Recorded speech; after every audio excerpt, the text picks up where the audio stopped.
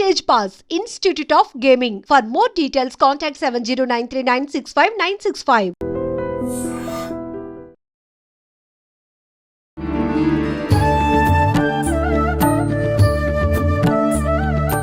నమస్కారం, welcome to I dream. ధర్మ మార్గం విత్ విజిత కార్యక్రమానికి స్వాగతం. ప్రస్తుతం మనతో పాటు ఉన్నారు ప్రముఖ ఆధ్యాత్మికవేత్త, విశ్వ నియమాల ప్రచారకురాలు లక్కరాజు నిర్మల గారు. ఇప్పుడు అమ్మతో మాట్లాడి మరిన్ని విషయాలు తెలుసుకుందాం. అమ్మ నమస్తే. నమస్తే అమ్మ, మనం ఏ పూజ చేసినా కూడా ఖచ్చితంగా అక్షతలు లేనిది పూజ అనేది పూర్తి అవ్వదనే చెప్పాలి.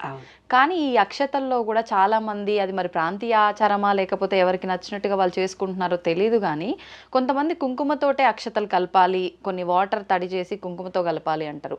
కొంతమంది లేదు, వాటర్ వద్దు, ఆయిల్ వేసి కొంచెం కుంకుమ వేసి కలపాలంటారు. కొంతమంది కుంకుమ అక్షతలు వాడకూడదు, పసుపు అక్షతలు వాడాలి అంటారు. కొంతమంది కుంకుమ పసుపు కలిపి కలుపుతారు.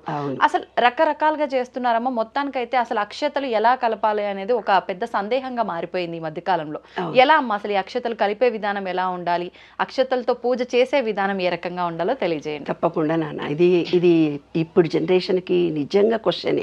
ఎందుకంటే పూజా విధానం, పూజ చేయమన్నారు, అక్షింతలు అనేవి ఎందుకు వేస్తాం, దాని ఆంతర్యం ఏంటి, 2 దీపాలు పెడతాం, 2 దీపాల ఆంతర్యం ఏమిటి ఏమ్మా, అందులో నూనె పోస్తాం, నూనె ఆంతర్యం ఏమిటి, ఒక ఆయన ఏమో ఇంకో ఆయిల్ ఏమంటాడు, ఒక ఆయన కొబ్బరి నూనె ఏమంటాడు, ఇంకో అంతే.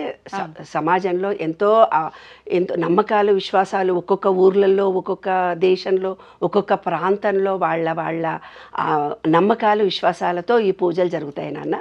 దానివల్ల సార్వజనీనికమైన సత్యం మాత్రమే నేను ఇప్పుడు చెప్పబోతున్నా. అది అందరికీ వర్తిస్తుందో వర్తించదో తెలియదు, కానీ అందులో ఉన్న రహస్యాలను మాత్రం నేను ఓపెన్గా చెప్తాను.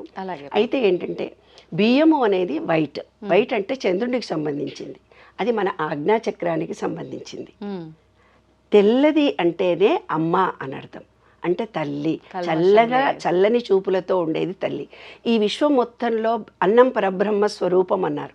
అంటే ఏంది, ఆ బియ్యానికి ఒక వైబ్రేషన్ ఎక్కువ ఉంటుంది, అందుకే శివుడి పూజ చేసినప్పుడు, శివుడికి అభిషేకం చేసినప్పుడు ఉట్టి వైట్ బియ్యమే వేయిస్తారు శివుడి మీద, ఉట్టి తెల్లటి అక్షింతలే వేయిస్తారు శివ రుద్రాభిషేకం చేసినప్పుడు. తర్వాత అక్షితలు వేస్తారు.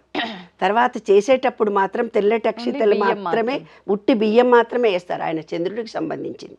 శివుడి దాంట్లో ఒక చంద్రుడు ఉంటాడు కదా, ఆ చంద్రుడి గురించి. అమ్మవారు కూడా చంద్రుడు ఉంటాడు, అంటే మన శరీరంలో కూడా చంద్రకాంతిని చూపించాను మీకు ఒక రోజు. అట్లాగే ఇక్కడ ఉండే మన ఆజ్ఞాచక్రం అనేది చంద్రుడికి సంబంధించింది.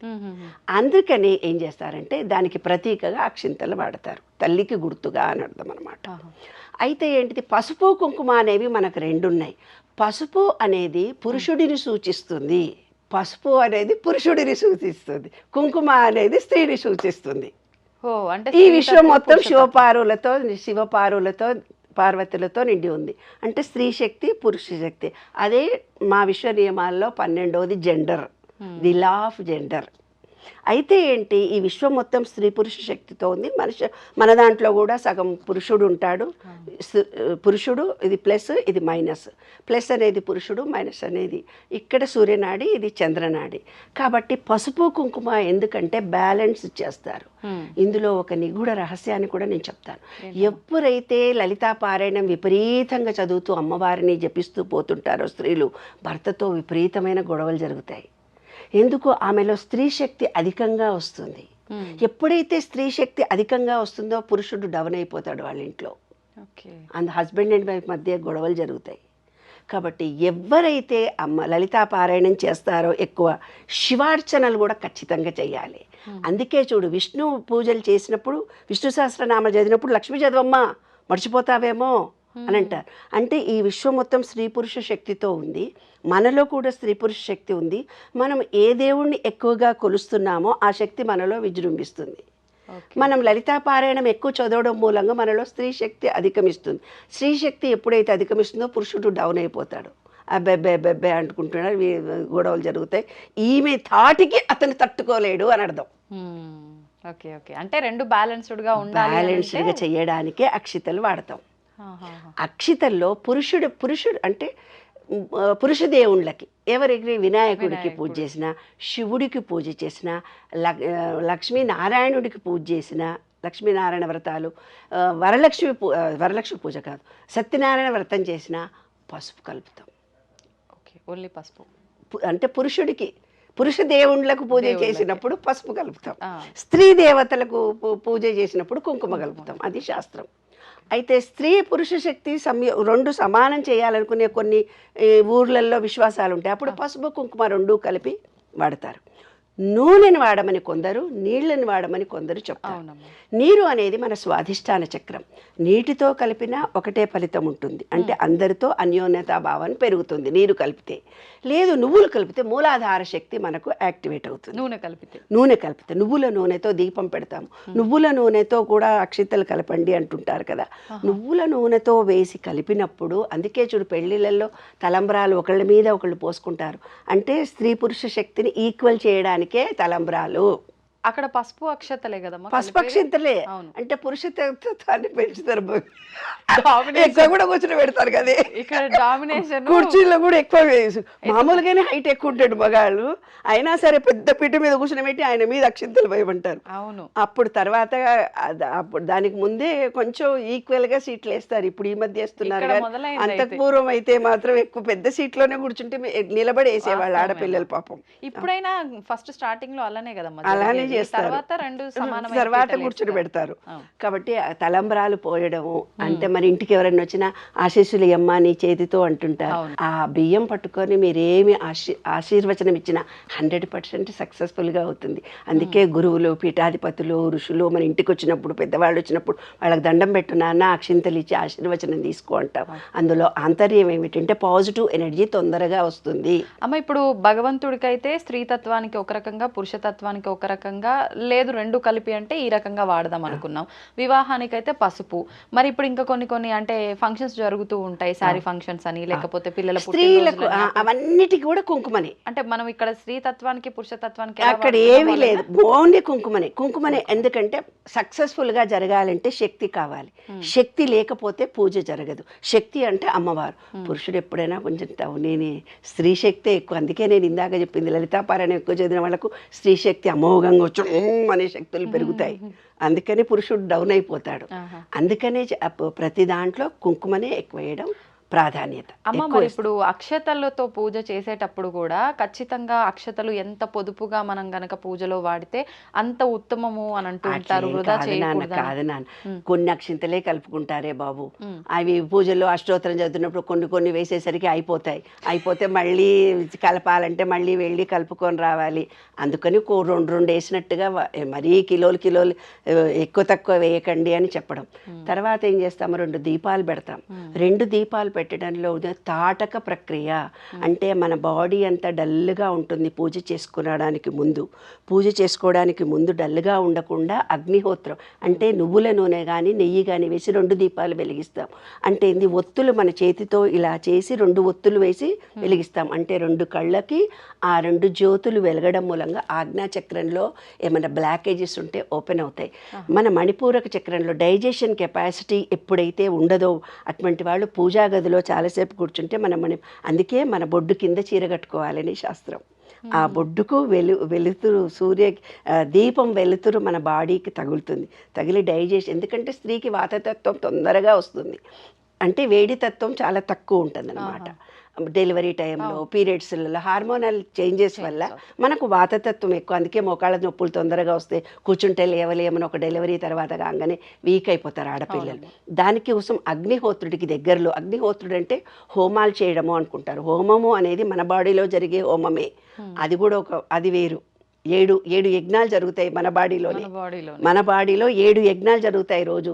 అదే అగ్నిహోత్రం అని భగవద్గీతలో చెప్పారు. ఇప్పుడు వీళ్ళు ఏమనుకుంటారు, బయట చేసే హోమము ద్రవ్యాలు అని అనుకుంటారు. కాదు, మనం రోజు ఒక యజ్ఞం చేస్తూనే పోతుంటాం. అది 7. ఇంకో సందర్భంలో నేను చెబుతాను. ఇప్పుడు ఏమిటిదంటే, ఇప్పుడు 2 దీపాలు పెట్టి చూసినప్పుడు 2 కళ్ళకి ఆ వెలుతురు జరిగి మన మణిపూరక చక్రము, ఆజ్ఞా చక్రము ఓపెన్ అవుతాయి. తర్వాత 2 దీపాలు పెట్టిన తర్వాత ఫస్ట్ పసుపు కుంకుమ 2 దేవుళ్ళ మీద వేస్తాం, అవునా? తర్వాత గంధం వేస్తాం. గంధం వేయడంలో ముఖ్య ఉద్దేశం మన మూలాధార చక్రం యాక్టివేట్ కావడానికి గంధం వేస్తాం. గంధం తర్వాత నీళ్లు తీసుకుంటాం. అకాలమూర్తిహరణం అది శ్రీ ఓం శ్రీ కేశవాయ స్వాహ నారాయణ స్వాహ మాధవ స్వాహ 3 సార్లు తీసుకో. ఆ నామముతో నీళ్లను తీసుకొని కేశవాయ స్వాహ అనగానే, కేశవ అంటే ఏంటంటే బొడ్డు నుంచి ఇక్కడ దాకా బ్రీతింగ్, ఇది గాలి. గాలిలో మనకు ఎసిడిటీ వస్తుంది కదా నాన్న, ఎక్కడో దబదబ పనులు చేసుకొని వచ్చేస్తాము, ఆ గ్యాస్ అడ్డం పడి ఆకలిస్తుంది, ఏం పూజ రాని పరిగెత్తుకొని పోకుండా ఆ 3 చుక్కలు ఓం శ్రీ కేశవాయ స్వాహ అనే ఆ ఒక్క నీళ్ళల్లో ఆ మంత్రం చదవగానే మన హార్ట్లో శ్రీమన్నారాయణుడు ప్లేస్ ఇది, అది ఓపెన్ అవుతుంది. ఓపెన్ అయిపోయి 3 చుక్కల నీళ్లు తాగగానే మన బాడీలో ఎసిడిటీ కిందికి వెళ్ళిపోతుంది. అప్పుడు మళ్ళీ చేతులు కడుక్కొని మనం పూజ చేస్తాం. పువ్వులు వేయమ్మా అన్నారు. పువ్వులు అంటే కాడ తీసి వేయాలి, అది ఆకాశతత్వానికి సంబంధించింది. కాడ తీసి వేసేసి పువ్వును దేవుడికి వేస్తున్నాం. ఎందుకమ్మా కాడ ఎందుకు తీస్తున్నాము అని అంటే దేవుడికి కుచ్చుకుంటుందమ్మా అని అక్కడ చెప్పారు. కాదు, మన విశుద్ధి చక్రానికి సంబంధించింది పువ్వు.